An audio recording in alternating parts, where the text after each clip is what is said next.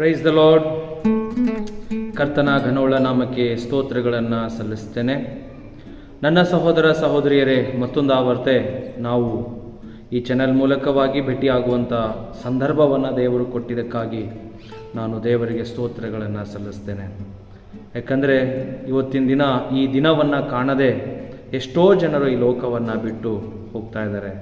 ಕಾರಣ, ಮಳೆ ಬರ್ತಾ ಇದೆ, ಸಿಡಿಲು ಗುಡುಗಾಗ್ತಾ ಇದೆ, ಮರಗಳನ್ನು ಬೀಳ್ತಾ ಇದ್ದಾವೆ, ಜನರು ಅದರಲ್ಲಿ ಸಿಕ್ಕಾಕಿಕೊಂಡು ಒದ್ದಾಡ್ತಾ ಇದ್ದಾರೆ, ಸಾಯ್ತಿದ್ದಾರೆ. ಕೆಲವರು ಉಸಿರುಗಟ್ಟು ಸಾಯ್ತಾ ಇದ್ದಾರೆ, ಕೆಲವರು ಚಳಿ ತಡಿಲಾರದಕ್ಕೆ ಸಾಯ್ತಾ ಇದ್ದಾರೆ, ಕೆಲವರಿಗೆ ಜ್ವರ ಬಂದು ರೋಗ ಬಂದು ಸತ್ತೋಗ್ತಾ ಇದ್ದಾರೆ. ಆದರೆ ಇವತ್ತು ನನ್ನನ್ನು ನಿಮ್ಮನ್ನು ದೇವರು ಜೀವಿತರ ಪುಸ್ತಕದಲ್ಲಿ ನಮ್ಮ ಹೆಸರು ಬರೆದು ಇವತ್ತು ಉಸಿರಾಡುವಂತೆ ದೇವರು ಕೃಪೆ ಮಾಡಿದ್ದಾರೆ ಮತ್ತು ನಾವು ಬದುಕಿರುವಂತೆ ದೇವರು ಸಹಾಯ ಮಾಡಿದ್ದಾರೆ. ದೇವರಿಗೆ ಸ್ತೋತ್ರವನ್ನು ಸಲ್ಲಿಸ್ತೇನೆ. ವಾಕ್ಯವನ್ನು ನಾವು ಕೇಳುವುದಕ್ಕೆ ಹೋಗೋಣ. ಬೈಬಲ್ನಲ್ಲಿ ಅನೇಕ ವಿಚಾರಗಳನ್ನು ಬರೆಯಲ್ಪಟ್ಟಿದೆ. ಆದರೆ ಪ್ರಾರ್ಥನೆ ಪೂರ್ವಕವಾಗಿ ನಾವು ದೇವರ ವಾಕ್ಯವನ್ನು ಧ್ಯಾನ ಮಾಡೋದಕ್ಕೆ ಹೋಗೋಣ. ಕಣ್ಣುಗಳನ್ನು ಮುಚ್ಚಿಕೊಳ್ಳೋಣ, ಪ್ರಾರ್ಥಿಸೋಣ. ಭೂಮಿ ಆಕಾಶವನ್ನು ಸೃಷ್ಟಿ ಮಾಡಿದ ದೇವರೇ, ನಮ್ಮನ್ನು ರೂಪಿಸಿದಂಥ ಸೃಷ್ಟಿಕರ್ತನೇ, ನಿಮಗೆ ಕೋಟಿ ಸ್ತೋತ್ರಗಳನ್ನು ಸಲ್ಲಿಸ್ತೇನೆ. ದೇವರೇ, ಈ ಸಮಯದಲ್ಲಿ ನಮಗೆ ಒಳ್ಳೆಯ ವಾಕ್ಯದ ಮೂಲಕವಾಗಿ ಮಾತನಾಡಿರಿ, ನನಗೂ ಸಹ ಆಲೋಚನೆ ಕೊಡಿರಿ, ನೋಡುವವರಿಗೂ ಕೇಳುವವರಿಗೂ ದೇವರೇ ಒಳ್ಳೆಯ ವಾಕ್ಯದ ಮೂಲಕವಾಗಿ ಸಂತೈಸಿರಿ, ತಿಳಿಸಿರಿ ಎಂಬುದಾಗಿ ಕೇಳುತ್ತಾ ಯೇಸು ಕ್ರಿಸ್ತರ ಪವಿತ್ರವಾದಂಥ ನಾಮದಲ್ಲಿ ನಾವು ನಿಮ್ಮ ವಾಕ್ಯವನ್ನು ಧ್ಯಾನ ಮಾಡ್ತೇವೆ.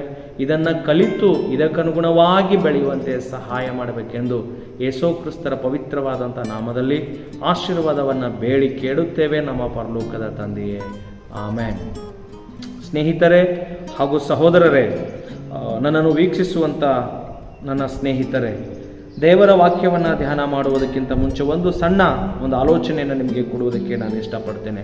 ಅದೇನಂತಂದರೆ, ನಮ್ಮ ಊರಿನಲ್ಲಿ, ನಮ್ಮ ಗ್ರಾಮಗಳಲ್ಲಿ, ಪಟ್ಟಣಗಳಲ್ಲಿ, ತಾಲೂಕುಗಳಲ್ಲಿ, ರಾಜ್ಯಗಳಲ್ಲಿ, ದೇಶ ಮತ್ತು ಪ್ರಪಂಚದಾದ್ಯಂತ ದೇವರ ಆಲಯ ಇದೆ, ಮಂದಿರಗಳಿವೆ, ಮಠ ಮಂದಿರಗಳು, ಗುಡಿಗುಂಡಾರಗಳು, ಚರ್ಚುಗಳಿದ್ದಾವೆ. ಆದರೆ ಒಟ್ಟಾರೆ ಹೇಳಬೇಕಾದ್ರೆ ದೇವರ ಮನೆ ಅನ್ನುವಂಥ ಒಂದು ಸಭೆ ಇದ್ದೇ ಇದೆ. ಈ ಸಭೆಯಲ್ಲಿ ಎಂಥವನಿರಬೇಕು, ಯಾರಿರಬೇಕು, ಎಂಥವ್ರಿಗೆ ಇರುವುದಕ್ಕೆ ಅದು ಯೋಗ್ಯ ಅನ್ನುವಂಥ ಒಂದು ವಿಷಯದಲ್ಲಿ ನಾನು ಮಾತನಾಡೋದಕ್ಕೆ ಇಷ್ಟಪಡ್ತೇನೆ. ಕೀರ್ತನೆ, ಬೈಬಲಲ್ಲಿ ಸತ್ಯವೇದದಲ್ಲಿ ಕೀರ್ತನೆ 15ನೇ ಅಧ್ಯಾಯದ ಅದರಲ್ಲಿ 1ನೇ ವಚನದಲ್ಲಿ ಒಂದು ಪ್ರಶ್ನೆ ಮೂಲಕವಾಗಿ ಪ್ರಾರಂಭವಾಗ್ತದೆ. ಕೀರ್ತನೆ 15:1ನೇ ವಚನ: ಯೆಹೋವನೇ, ನಿನ್ನ ಗುಡಾರದಲ್ಲಿ ಇಳುಕೊಂಡಿರುವುದಕ್ಕೆ ಯೋಗ್ಯನು ಯಾರು? ನಿನ್ನ ಪರಿಶುದ್ಧ ಪರ್ವತದಲ್ಲಿ ವಾಸಿಸತಕ್ಕವನು ಎಂಥವನಾಗಿರಬೇಕು ಅಂತೇಳಿ ಬರೆಯಲ್ಪಟ್ಟಿದೆ. ಇಲ್ಲಿ ಗುಡಾರ ಮತ್ತು ಪರ್ವತ ಎಂಬುದಾಗಿ ನಾವು ನೋಡ್ತೇವೆ. ಎಷ್ಟೋ ಗುಡಿಗಳು, ಗುಂಡಾರಗಳು, ಚರ್ಚುಗಳು ಎತ್ತರವಾದಂಥ ಬೆಟ್ಟದ ಮೇಲೆ ಕಟ್ಟುವುದು ಉಂಟು, ಬೆಟ್ಟದ ಮೇಲೆ ಇರುವಂಥದ್ದು ಉಂಟು. ಆದರೆ ನಿನ್ನ ಪವಿತ್ರ ಗುಡಾರದಲ್ಲಿ ಇಳುಕೊಳ್ಳುವುದಕ್ಕೆ ಯಾವನು ಯೋಗ್ಯನು? ಪರಿಶುದ್ಧ ಸ್ಥಳದಲ್ಲಿ ವಾಸಿಸತಕ್ಕಂಥವನು ಎಂಥವನಾಗಿರಬೇಕು ಅಂತೇಳಿ ಈ ವಾಕ್ಯವನ್ನು ಪ್ರಶ್ನೆ ಮಾಡಿ ಅದಕ್ಕೆ ಉತ್ತರವನ್ನು ಮುಂದೆ ನೀಡ್ತಾ ಇದೆ. ದಾವೀದನ ಕೀರ್ತನೆ 15ನೇ ಅಧ್ಯಾಯದ 2ನೇ ವಚನದಲ್ಲಿ ಹೀಗೆ ಬರೆಯಲ್ಪಟ್ಟಿದೆ: ಅವನು ಸಜ್ಜನನು, ನೀತಿವಂತನು, ಮನಪೂರ್ವಕವಾಗಿ ಸತ್ಯವಚನವನ್ನು ಆಡುವವನೂ ಆಗಿರಬೇಕು. ನೋಡಿ, ವಚನದಲ್ಲಿ ಹೇಳ್ತದೆ, ದೇವರ ಆಲಯದಲ್ಲಿ ಇರುವವನು, ದೇವರನ್ನ ಪ್ರಾರ್ಥಿಸುವುದಕ್ಕೆ ಬರುವವನು, ದೇವರ ವಾಕ್ಯವನ್ನ ಬೋಧಿಸುವಂಥವನು ಅಥವಾ ಅಲ್ಲಿ ಕೇಳುವುದಕ್ಕೆ ಬರುವವನು ಹೇಗಿರ್ಬೇಕಂದರೆ ಅವನು ಸಜ್ಜನನಾಗಿರಬೇಕು, ಒಳ್ಳೆ ವ್ಯಕ್ತಿಯಾಗಿರಬೇಕು, ಸಜ್ಜನನಾಗಿರಬೇಕು ಮತ್ತು ನೀತಿವಂತನಾಗಿರಬೇಕು ಮತ್ತು ಮನಪೂರ್ವಕವಾಗಿ ಸತ್ಯವಚನವನ್ನು ಆಡುವವನಾಗಿರಬೇಕು. ಹಿಂದೊಂದು ಮಾತು ಮುಂದೊಂದು ಮಾತು ಮುಖಸ್ತುತಿ ಮಾಡಿ ಮಾತನಾಡುವಂಥದ್ದಲ್ಲ, ಮನಪೂರ್ವಕವಾಗಿ ಸತ್ಯವಚನವನ್ನು ಆಡುವವನಾಗಿರಬೇಕು. ದೇವರ ಮುಂದೆ, ದೇವರ ಆಲಯದಲ್ಲಿ, ದೇವರ ಗುಡಿಯಲ್ಲಿ ವಾಸಿಸುವವನು ಮತ್ತು ಅಲ್ಲಿಗೆ ಹೋಗುವವನು ಎಂಥವನಾಗಿರಬೇಕು? ಮನಪೂರ್ವಕವಾಗಿ ಸತ್ಯವಚನವನ್ನು ಆಡುವವನು ಆಗಿರಬೇಕು ಅಂತ ಹೇಳ್ತದೆ. ನನ್ನನ್ನು ವೀಕ್ಷಿಸುವ ಸಹೋದರ ಸಹೋದರಿ, ಯೇಸು ಕ್ರಿಸ್ತನನ್ನು ಹಿಂಬಾಲಿಸುವವರಾದಂಥ ನಾವು, ದೇವರಿದ್ದಾನೆ, ದೇವರ ಜೊತೆ ನಾವಿರಬೇಕು, ದೇವರ ಹಾಗೆ ನಾವಾಗಬೇಕು, ದೇವರ ಪ್ರತಿರೂಪಿಗಳು ನಾವು ಆಗಿರಬೇಕು ಅನ್ನುವಂಥ ವಿಚಾರ ನನಗೂ ನಿಮಗೂ ಇರಬೇಕಾದ್ರೆ ವಚನ 15ನೇ ಅಧ್ಯಾಯದ 2ನೇ ವಚನದಲ್ಲಿ ಮೊದಲನೇದಾಗಿ ಸಜ್ಜನನಾಗಿರಬೇಕು. ಎರಡನೇದಾಗಿ ನೀತಿವಂತನಾಗಿರಬೇಕು, ಮೂರನೇದಾಗಿ ಮನಪೂರ್ವಕವಾಗಿ ಸತ್ಯವಚನವನ್ನ ಆಡುವವನಾಗಿರಬೇಕೆಂದು ಈ ವಚನವನ್ನ ಬೋಧಿಸ್ತದೆ. ಆಮೇಲೆ ಮೂರನೇ ವಚನವನ್ನು ನಾವು ನೋಡುವುದಾದ್ರೆ, ಅವನು ಚಾಡಿಯನ್ನು ಹೇಳದವನು ಮತ್ತೊಬ್ಬರಿಗೆ ಅನ್ಯಾಯವನ್ನು ಮಾಡದವನಾಗಿರಬೇಕಂತೇಳಿ ಹೇಳ್ತದೆ. ಯಾರನ್ನು ನಿಂದಿಸಿದವನು ಆಗಿರಬೇಕು. ದೇವರ ಆಲಯದಲ್ಲಿರುವಂಥ ವ್ಯಕ್ತಿ, ದೇವರನ್ನ ಸ್ತುತಿಸುವ ವ್ಯಕ್ತಿ, ದೇವರಿಗೆ ಘನಪಡಿಸುವ ವ್ಯಕ್ತಿ, ದೇವರು ಇದ್ದಾನೆ ಎಂಬುದಾಗಿ ಆತನನ್ನು ಪ್ರೀತಿಸಿ ವಾಕ್ಯಗಳನ್ನು ಕೇಳುವುದಕ್ಕಾಗಿ ಆಲಯದಲ್ಲಿ ಕುಳಿತುಕೊಂಡು ಉಪದೇಶ ಮಾಡುವವನು ಎಂಥವನಾಗಿರಬೇಕಂದರೆ, ಅವನು ಚಾಡಿಯನ್ನು ಹೇಳದವನು. ಇನ್ನೊಬ್ಬರ ಮೇಲೆ ಚಾಡಿಯನ್ನು ಹೇಳಬಾರದು, ಯಾವುದೇ ಕಾರಣಕ್ಕೂ ಚಾಡಿಯನ್ನು ಹೇಳಬಾರದು. ಅದಕ್ಕೆ ವಚನ ಹೇಳ್ತದೆ, ದೇವರನ್ನು ಪ್ರೀತಿಸುವ ವ್ಯಕ್ತಿ ಚಾಡಿಯನ್ನ ಹೇಳದವನು, ಮತ್ತೊಬ್ಬರಿಗೆ ಅನ್ಯಾಯವನ್ನು ಮಾಡದವನು, ಯಾರನ್ನು ನಿಂದಿಸಿದವನು ಆಗಿರಬೇಕು. ಯಾರ ಮನಸ್ಸನ್ನು ನಿಂದಿಸಬಾರದು. ಇವನು ಅಂಥವನಿದ್ದಾನೆ, ಇವನು ಕೆಟ್ಟವನಿದ್ದಾನೆ, ಇವನು ಪಾಪಿ ಇದ್ದಾನೆ, ಇವನು ನೀಚನಿದ್ದಾನೆ, ಇವನು ಕದಿಮನಿದ್ದಾನೆ, ಅವನು ಒಳ್ಳೆಯವನು, ಇವನು ಕೆಟ್ಟವನು ಎಂಬುದಾಗಿ ಮಾತನಾಡುವುದಕ್ಕೆ, ಜಡ್ಜ್ಮೆಂಟ್ ಮಾಡುವುದಕ್ಕೆ, ಅಥವಾ ಇಂಥವ್ರು ಅಂಥವ್ರು ಎಂಬುದಾಗಿ ಹೇಳುವುದಕ್ಕೆ ನಮಗೆ ಹಕ್ಕಿಲ್ಲ. ಯೇಸು ಕ್ರಿಸ್ತರವರು ಹೇಳ್ತಾರೆ, ತೀರ್ಪು ಮಾಡುವವರು ನೀವ್ಯಾರು? ತೀರ್ಪು ಮಾಡುವವನು ದೇವರಿದ್ದಾನೆ, ನಾವಲ್ಲ. ತೀರ್ಪುಗಾರನು ಆತನಾಗಿದ್ದಾನೆ, ನ್ಯಾಯಾಧೀಶನು ದೇವರಾಗಿದ್ದಾನೆ. ನಾವು ತೀರ್ಪು ಮಾಡುವುದಕ್ಕೆ ನಮಗೆ ಹಕ್ಕಿಲ್ಲ. ನಾವು ಇನ್ನೊಬ್ಬರಂತಿದ್ದೇವೆ. ನೀನು ಇನ್ನೊಬ್ಬರಿಗೆ ತೀರ್ಪು ಮಾಡಿದರೆ ನಿನಗೆ ಇನ್ನೊಬ್ಬರು ತೀರ್ಪು ಮಾಡ್ತಾರೆ. ನೀನು ಇನ್ನೊಬ್ಬರಿಗೆ ನೀನು ಇನ್ನೊಬ್ಬರ ಕುರಿತಾಗಿ ಚಾಡಿ ಹೇಳಿದರೆ ನಿನ್ನ ಕುರಿತಾಗಿ ಇನ್ನೊಬ್ಬರು ಚಾಡಿ ಹೇಳ್ತಾರೆ. ಎಲ್ಲಾದರೂ 4 ಜನರು ಕೂತು ಮಾತನಾಡ್ತಾ ಇರುವುದಾದ್ರೆ ಅಲ್ಲಿ ಕೂತಿರುವಂಥವ್ರು ಇಲ್ಲದೆ ಇರುವವನ ಬಗ್ಗೆ ಚಾಡಿ ಹೇಳುವಂಥದ್ದು ಉಂಟು. ಮತ್ತು ಅವನು ಎದ್ದು ಹೋದ್ಮೇಲೆ ಅವನ ಬಗ್ಗೆನೂ ಇವನು ಹಂತವನು, ಅವಳು ಹಂತವಳು ಅಂತೇಳಿ ಚಾಡಿ ಹೇಳುವಂಥ ಪ್ರಪಂಚ ನಮ್ಮಲ್ಲಿದೆ. ಜನರು ನಮ್ಮಲ್ಲಿದ್ದಾರೆ, ನಮ್ಮ ಗ್ರಾಮಗಳಲ್ಲಿದ್ದಾರೆ ಪ್ರಿಯರೇ. ಅದಕ್ಕೆ ದೇವರನ್ನ ಪ್ರೀತಿಸಿ ಆತನ ಆಜ್ಞೆಗಳನ್ನು ಕೈಕೊಂಡು ಆತನ ಮಂದಿರದಲ್ಲಿ ವಾಸಿಸುವವನು ಹೆಂಗಿರಬೇಕಂದ್ರೆ, ಅವನು ಚಾಡಿಯನ್ನು ಹೇಳದವನು, ಮತ್ತೊಬ್ಬನಿಗೆ ಅನ್ಯಾಯ ಮಾಡದವನು, ಯಾರನ್ನು ನಿಂದಿಸಿದವನು ಆಗಿರಬೇಕು. ವಚನ ಕೀರ್ತನೆ 15ನೇ ಅಧ್ಯಾಯದ 4ನೇ ವಚನದಾಗ ಹೇಳ್ತದೆ, ಅವನು ಭ್ರಷ್ಟರನ್ನು ಜೆರೆದು ಬಿಟ್ಟವನು, ಯೆಹೋವನಲ್ಲಿ ಭಯಭಕ್ತಿ ಉಳ್ಳವರನ್ನು ಸನ್ಮಾನಿಸುವವನು, ನಷ್ಟವಾದರೂ ಪ್ರಮಾಣ ತಪ್ಪದವನು ಆಗಿರಬೇಕು ಅಂತ ಹೇಳ್ತದೆ. ನನ್ನ ಸಹೋದರ ಸಹೋದರಿಯರೇ, ದೇವರ ಮನೆಯಲ್ಲಿ ವಾಸ ಮಾಡೋದಕ್ಕೆ ಮನಸ್ಸುಳ್ಳವರೇ, ಒಳ್ಳೆ ಭಕ್ತರಾಗುವುದಕ್ಕೆ ಇಷ್ಟಪಡುವವರೇ, ದೇವರಿಗೆ ಹತ್ತಿರವಾಗಿ ನಡೆಯುವುದಕ್ಕೆ ಇಷ್ಟಪಡುವವರೇ, ದೇವರು ನೆರಳಿನಂತೆ ನಿನ್ನ ಜೊತೆ ಇರ್ತೀನಿ ಎಂಬುದಾಗಿ ದೇವರು ಹೇಳಿದಾರಲ್ಲ, ಆ ದೇವರು ನಿನ್ನ ಜೊತೆಯಲ್ಲಿರಬೇಕಾದ್ರೆ, ನಾನು ಆತನ ಜೊತೆಯಲ್ಲಿ ಇರಬೇಕಾದ್ರೆ ನಾವೇನು ಮಾಡಬೇಕಂದ್ರೆ, ಭ್ರಷ್ಟರನ್ನು ಜೆರೆದು ಬಿಟ್ಟವರಾಗಿರಬೇಕು. ಯಾರು ಭ್ರಷ್ಟರಿದ್ದಾರೋ, ಭ್ರಷ್ಟತ್ವದ ಒಳಗಡೆ ಇದ್ದಾರೋ, ಕೆಟ್ಟವರಾಗಿದ್ದಾರೋ ಅವರ ಸಹವಾಸದಿಂದ ನಾವು ದೂರ ಆಗಿರಬೇಕು. ಯಾರೋ ಮಾಡಿದ ಪಾಪ ಆಡಿದವ್ರ ಬಾಯಿಗೆ ಬರ್ತದಂತೆ, ಬೇಡ. ಮತ್ತು ನಾವು ಯಾರ ಸಹವಾಸ ಮಾಡ್ತೀವೋ ಆ ಸಹವಾಸ ದೋಷದಿಂದ ನಾವು ಹಾಗಾಗ್ತೀವಂತೆ. ಒಳ್ಳೆಯವ್ರ ಸಹವಾಸ ಮಾಡಿದರೆ ಒಳ್ಳೆಯವರಾಗ್ತೀವಿ, ಕೆಟ್ಟವ್ರ ಸಹವಾಸ ಮಾಡಿದರೆ ಕೆಟ್ಟವರಾಗ್ತೀವಿ ಅಂತೇಳಿ ನಾಡು ನುಡಿ ಉಂಟು ಪ್ರಿಯರೇ. ಆದರೆ ದೇವರ ವಾಕ್ಯ ಹೇಳ್ತದೆ, ಅವನು ದೇವರ ಮನೆಯಲ್ಲಿ ವಾಸ ಮಾಡುವವನು, ದೇವರ ಹತ್ರ ಇರುವವನು, ದೇವರನ್ನ ಪ್ರೀತಿಸುವವನು, ದೇವರ ಆಜ್ಞೆಗಳನ್ನು ಕೈಕೊಂಡು ನಡೆಯುವವನು ಅವನು ಹೇಗಿರಬೇಕು? ಕೀರ್ತನೆ 15:4ನೇ ವಚನ ಹೇಳ್ತದೆ, ಅವನು ಭ್ರಷ್ಟರನ್ನು ಜೆರೆದು ಬಿಟ್ಟವನು, ಯೆಹೋವನಲ್ಲಿ ಭಯಭಕ್ತಿ ಉಳ್ಳವರನ್ನು ಸನ್ಮಾನಿಸುವವನು ಆಗಿರಬೇಕಾಗಿದೆ. ದೇವರಲ್ಲಿ ಯಾರು ಭಯಭಕ್ತಿಯಿಂದ ಇರ್ತಾರೋ, ಅಥವಾ ಶರಣರಿರ್ತಾರೋ, ಸಂತರಿರ್ತಾರೋ, ಪಾದ್ರಿಗಳಿರ್ತಾರೋ, ದೇವರಲ್ಲಿ ಯಾರು ಭಯಭಕ್ತಿ ಉಳ್ಳವರಾಗಿರ್ತಾರೋ ಅವರಿಗೆ ಸನ್ಮಾನಿಸುವವನಾಗಿರಬೇಕು. ಎಷ್ಟೋ ಜನರು ಗುರುಗಳನ್ನು, ಸೇವಕರನ್ನು, ಪಾಸ್ಟರ್ಸ್ಗಳನ್ನು ನಿಂದಿಸುವುದು ಉಂಟು, ಸನ್ಮಾನಿಸುವುದು ಬಹಳ ಕಷ್ಟ. ಅವರ ಬಗ್ಗೆನೂ ಮಾತನಾಡುವುದು ಬಹಳ ಒಳ್ಳೇದು, ಮಾತಾಡೋದಕ್ಕಿಂತ ಹೆಚ್ಚಾಗಿ ಕೆಟ್ಟದನ್ನೇ ಮಾತಾಡುವ ಜನರಿದ್ದಾರೆ. ಆದರೆ ಕೀರ್ತನೆ 15ನೇ ಅಧ್ಯಾಯದ 4ನೇ ವಚನದಾಗ ಹೇಳ್ತದೆ, ಯೆಹೋವನಲ್ಲಿ ಭಯಭಕ್ತಿ ಉಳ್ಳವರನ್ನು ಸನ್ಮಾನಿಸುವವನಾಗಿರಬೇಕಾಗಿದೆ. ನೀನು ವಿಶ್ವಾಸಿಯಾಗಿರು, ದೇವರಲ್ಲಿ ನಂಬಿಕೆ ಇಟ್ಟು ನಡೆಯುವವನಾಗಿರು, ಅಥವಾ ದೇವರ ಸೇವಕನಾಗಿರು, ನೀ ಯಾರೇ ಆಗಿರು, ಅಥವಾ ನಾನು ಯಾರೇ ಆಗಿರಲಿ, ನೀನು ಯಾರೇ ಆಗಿರಲಿ, ದೇವರಲ್ಲಿ ಭಯಭಕ್ತಿ ಉಳ್ಳಂಥ ವ್ಯಕ್ತಿಯನ್ನು ಸನ್ಮಾನಿಸಬೇಕಾಗಿದೆ. ಯಾಕಂದ್ರೆ ಅವನು ಕೆಟ್ಟದ್ದು ಮಾಡಲ್ಲ, ಪಾಪ ಮಾಡಲ್ಲ, ಪಾಪ ಮಾಡೋದಕ್ಕೆ ಹೋಗೋದಿಲ್ಲ, ಪಾಪ ಮಾಡುವವರ ಸಹವಾಸ ಮಾಡಲ್ಲ, ಇನ್ನೊಬ್ಬರಿಗೆ ಒಳ್ಳೇದು ಮಾಡ್ತಾ ಇರ್ತಾನೆ, ಒಳ್ಳೇದಾಗಿ ನಡೀತಾ ಇರ್ತಾನೆ. ಅಂಥವನ ಸಹವಾಸ ನಾವು ಮಾಡುವಾಗ ಅವರಿಗೆ ನಾವು ಸನ್ಮಾನಿಸುವವರಾಗಿರಬೇಕು. ನಮ್ಮ ಗುರುಗಳನ್ನು ಪ್ರೀತಿಸುವವರಾಗಿರಬೇಕು. ನಮ್ಮ ನಾಯಕರನ್ನು ಪ್ರೀತಿಸುವವರಾಗಿರ್ಬೇಕು, ನಮ್ಮ ಸೇವಕರನ್ನು ನಾವು ಪ್ರೀತಿಸುವವರಾಗಿರ್ಬೇಕು, ನಮ್ಮ ಸೇವಕರಿಗೆ ಸನ್ಮಾನಿಸುವವರಾಗಿರಬೇಕು, ನಮ್ಮ ಗುರುಗಳ ಮಾತನ್ನು ಕೇಳಿ ಕೈಕೊಂಡು ನಡೆಯುವ. ಒಂದು ನಾಡು ನುಡಿದೆ ಪ್ರಿಯರೇ, ಗುರುವಿನ ಗುಲಾಮನಾಗುವ ತನಕ ಸಿಗೋದಿಲ್ಲೋ ತಮ್ಮ ನಿನಗೆ ಮುಕ್ತಿ ಅಂತೇಳಿ ಒಂದು ಮಾತು ಹೇಳ್ತಾರೆ. ಗುರುವಿಗೆ ಸೇವೆ ಮಾಡಿ ಅವರ ಮಾರ್ಗದರ್ಶನದಲ್ಲಿ ನಡೆದು ಅವರಿಗೆ ಗೌರವ ಕೊಟ್ಟು ನೀನು ನಡೆಯುವುದಾದರೆ ದೇವರ ಮನೆಯಲ್ಲಿ, ದೇವರ ಮಂದಿರದಲ್ಲಿ ನೀನು ವಾಸಿಸುವುದಕ್ಕೆ ಯೋಗ್ಯನಾಗಿರ್ತಿ. ಇಲ್ಲದರೆ ನಾವು ಯೋಗ್ಯರಾಗಿರುವುದಕ್ಕೆ ಸಾಧ್ಯವಿಲ್ಲ. ದೇವರ ಮನೆಯಲ್ಲಿ ವಾಸಿಸುವುದಕ್ಕೆ ಯೋಗ್ಯನು ಎಂಥವನಾಗಿರಬೇಕು ಅಂತೇಳಿ ಈ ಕೀರ್ತನೆ ಸ್ಪಷ್ಟವಾಗಿ ನಮಗೆ ಕಲಿಸುವಂಥದ್ದಾಗಿದೆ ಪ್ರಿಯರೇ. ಇದೇ ಕೀರ್ತನೆ 15ನೇ ಅಧ್ಯಾಯದ 4ನೇ ವಚನದ ಕೊನೆ ಭಾಗದಲ್ಲಿ ಹೇಳ್ತದೆ, ನಷ್ಟವಾದರೂ ಪ್ರಮಾಣ ತಪ್ಪದವನಾಗಿರಬೇಕು.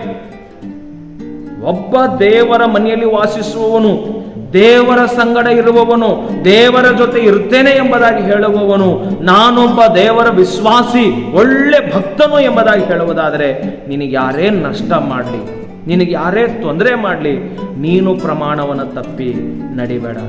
1 ಹೊಡೆದ್ರೆ 10 ಹೊಡೆದ್ರೆ ನಾವು 1 ಹೊಡಿತೀನಿ ಅನ್ನುವ ಲೆಕ್ಕಕ್ಕೆ ಬರಬೇಡ. ಅವನು ಏನು ಮಾಡಿದ್ರು ಅವನಿಗೆ ಸೇಡನ್ನು ತೀರಿಸ್ಕೊತೀನಿ ಅನ್ನೋದಕ್ಕೆ ಬರಬೇಡ. ಒಬ್ಬ ವಿಶ್ವಾಸಿಯ ಲಕ್ಷಣದಲ್ಲ, ಒಬ್ಬ ಗುರುವಿನ ಲಕ್ಷಣದಲ್ಲ, ಒಬ್ಬ ಶಿಷ್ಯನ ಲಕ್ಷಣದಲ್ಲ. ತಗ್ಗಿ ಬಗ್ಗಿ ನಡೆಯುವಂಥ ಸ್ವಭಾವ ಒಬ್ಬ ವಿಶ್ವಾಸಿಗಿರಬೇಕಾಗಿದೆ. ಒಬ್ಬ ದೇವರ ಸೇವಕನಿಗಿರಬೇಕಾದಂಥ ಮನಸ್ಸು, ಇನ್ನೊಬ್ಬರು ನನಗಿಂತಲೂ ಶ್ರೇಷ್ಠರು, ಪರರು ನನಗಿಂತಲೂ ಶ್ರೇಷ್ಠರು ಎಂಬುದಾಗಿ ಏಣಿಸುವ ಹಂಗಿನಲ್ಲಿ ನಾವಿರಬೇಕಾಗಿದೆ. ಅದನ್ನು ಇದ್ದರೆ ಮಾತ್ರ ನಾವು ಕ್ರಿಸ್ತನ ಶಿಷ್ಯರಾಗುವುದಕ್ಕೆ, ದೇವರ ಶಿಷ್ಯರಾಗುವುದಕ್ಕೆ ಸಾಧ್ಯತೆ ಇದೆ ಪ್ರಿಯರೇ. ಕೀರ್ತನೆಯಲ್ಲಿ ನಮಗೆ ಬಹಳ ಸ್ಪಷ್ಟವಾಗಿ ಹೇಳ್ತದೆ, ನಾವು ಸಜ್ಜನರಾಗಿರೋಣ, ನೀತಿವಂತರಾಗೋಣ, ಮನಪೂರ್ವಕವಾಗಿ ಸತ್ಯವಚನವನ್ನು ನಾವು ಆಡುತ್ತಾ ನಾವು ನಡೆಯುವುದಾದರೆ ಖಂಡಿತವಾಗಿ ನನ್ನ ಸಹೋದರ ಸಹೋದರಿಯರೇ, ದೇವರ ಮನೆಯಲ್ಲಿರುವುದಕ್ಕೆ ನಾವು ಯೋಗ್ಯರಾಗಿದ್ದೇವೆ. ನಮ್ಮ ಬಾಯಿಂದ ಸತ್ಯವಚನ ಆಡುವುದಕ್ಕೆ ಪ್ರಯತ್ನ ಪಡೋಣ. ಯಾವಾಗಲೂ ನಮ್ಮ ಮಾತು ಹೌದಾದ್ರೆ ಹೌದು, ಅಲ್ಲವಾದ್ರೆ ಅಲ್ಲವಾಗಿರಲಿ. ಮತ್ತೇನು ಬರ್ತದೆ ಸುವಾರ್ತೆಯಲ್ಲಿ ಹೇಳ್ತದೆ, ನಿಮ್ಮ ಮಾತು ಹೌದಾದ್ರೆ ಹೌದನ್ನಬೇಕು, ಇಲ್ಲವಾದರೆ ಇಲ್ಲ ಅನ್ನಬೇಕು. ಅದಕ್ಕಿಂತ ಹೆಚ್ಚಿನದೇನಾದರೂ ಮಾತು ನೀವು ಆಡಿದರೆ ಅದು ನಿಮ್ಮದಲ್ಲ, ಸೈತಾನನಿಂದ ಬಂದಿದ್ದು ಎಂಬುದಾಗಿ. ನಾವು ಇನ್ನೊಬ್ಬರ ಬಗ್ಗೆ ಚಾಡಿ ಹೇಳಬಾರ್ದು. ಚಾಡಿ ಹೇಳುವುದಕ್ಕೆ ನಮ್ದಿಲ್ಲ. ನಾವು ಹಿಂದಿನ ಜೀವನದಲ್ಲಿ ಚಾಡಿ ಹೇಳಿರಬಹುದು. ಯೇಸು ಕ್ರಿಸ್ತನನ್ನು ಕಂಡುಕೊಳ್ಳುವುದಕ್ಕಿಂತ ಮುಂಚೆ ಯೇಸು ನನ್ನ ದೇವರು, ಆತನು ರಕ್ಷಕನು, ಪಾಪಿಗಳಿಗೋಸ್ಕರವಾಗಿ ಶಿಲ್ವೆ ಮೇಲೆ ಪ್ರಾಣ ಕೊಟ್ಟ ಆತನು, ನಮ್ಮ ಪಾಪ ಪರಿಹಾರ ಮಾಡುವುದಕ್ಕಾಗಿ ಯಜ್ಞದ ಕುರಿಯಾಗಿ ಬಂದ ಆತನು ತನ್ನ ರಕ್ತದ ಮೂಲಕವಾಗಿ ನನ್ನನ್ನು ತೊಳೆದಿದ್ದಾನೆ ಎಂಬುದಾಗಿ ನಾನು ನಿನ್ನೆ ಹೇಳುವುದಾದರೆ ನಮ್ಮ ಮಾತು ಬದಲಾಗಬೇಕು. ನಾವು ಚಾಡಿ ಹೇಳೋದನ್ನು ನಿಲ್ಲಿಸಬೇಕು ಪ್ರಿಯರೇ. ನಾವು ಯಾರ ಬಗ್ಗೆನೂ ಚಾಡಿ ಹೇಳಬಾರ್ದು. ತಂದೆ ಬಗ್ಗೆ ಚಾಡಿ ಹೇಳಬಾರ್ದು, ತಾಯಿಯ ಬಗ್ಗೆ ಚಾಡಿ ಹೇಳಬಾರ್ದು, ಅಣ್ಣನ ಬಗ್ಗೆ ಚಾಡಿ ಹೇಳಬಾರ್ದು, ತಮ್ಮನ ಬಗ್ಗೆ ಚಾಡಿ ಹೇಳಬಾರ್ದು, ಹೆಂಡತಿ ಬಗ್ಗೆ ಚಾಡಿ ಹೇಳಬಾರ್ದು, ಗಂಡನ ಬಗ್ಗೆ ಚಾಡಿ ಹೇಳಬಾರ್ದು, ಒಬ್ಬರದೊಬ್ಬರು ಚಾಡಿ ಹೇಳಬಾರ್ದು ಪ್ರಿಯರೇ. ಅವ್ರಂಗೆ ಇವ್ರಿಂಗೆ, ಅವ್ರಂಥವ್ರು ಇಂಥವ್ರು, ನಾವು ಯಾರಿಗೂ ಯಾರ ಮುಂದೂ ಚಾಡಿ ಹೇಳಬಾರ್ದು. ಚಾಡಿ ಹೇಳೋದ್ರ ಮೂಲಕವಾಗಿ ನಮ್ಗೆ ಏನು ಲಾಭ ಸಿಗ್ತದೆ? ಅಯ್ಯೋ ಆಗ ಅವ್ರು ಅಂಥವ್ರ ಎಂಬುದಾಗ ಅವ್ರು ಎದೇನೋ ಅವ್ರು ಮಾತಾಡ್ತಾರೆ ಹೊರತಾಗಿ ಅದಕ್ಕೆ ಪರಿಹಾರ ಸಿಗೋದಿಲ್ಲ. ಅವ್ರು ನಿನ್ನ ಬಗ್ಗೆ ಕೆಟ್ಟದ್ದು ಮಾತಾಡಿದ್ರ, ಅವ್ರು ಹಿಂಗೆ ಮಾತಾಡ್ತಾರ, ಇಷ್ಟೇ ಮಾತಾಡ್ತಾರೆ ಪ್ರಿಯರೇ. ಆದರೆ ಅದರಿಂದ ಲಾಭ ಸಿಗೋದು ನಿನಗೂ ಇಲ್ಲ, ಅವರಿಗೂ ಇಲ್ಲ. ಅದಕ್ಕಾಗಿ ನಮ್ಮ ಬಾಯಿಂದ ಒಳ್ಳೆ ಮಾತನ್ನು ಆಡೋಣ. ಇಲ್ಲಿ ಪೌಲನು ಒಂದ್ ಕಡೆ ಮಾತು ಹೇಳ್ತಾರೆ, ಅವರು ನಿನ್ನ ಬಾಯಿಂದ ಮಾತಾಡುವುದಾದರೆ ಭಕ್ತಿ ವೃದ್ಧಕವಾದಂತ ಮಾತುಗಳನ್ನೇ ನೀನು ಆಡಬೇಕು, ಇಲ್ಲದ್ರೆ ಮಾತಾಡಬಾರ್ದು. ಮಾತಾಡುವುದಾದ್ರೆ ನಿನ್ನ ಭಕ್ತಿ ವೃದ್ಧಿ ಆಗ್ಬೇಕು, ನಿನ್ನ ಭಕ್ತಿಯನ್ನು ಹೆಚ್ಚಾಗ್ಬೇಕು, ಇನ್ನೊಬ್ಬರ ಭಕ್ತಿಯನ್ನು ಹೆಚ್ಚಾಗ್ಬೇಕು. ಹಾಗಾದರೆ ನಿನ್ನ ಮಾತನಾಡು, ಇಲ್ಲದಾದರೆ ಮಾತಾಡಬೇಡ ಎಂಬುದಾಗಿ.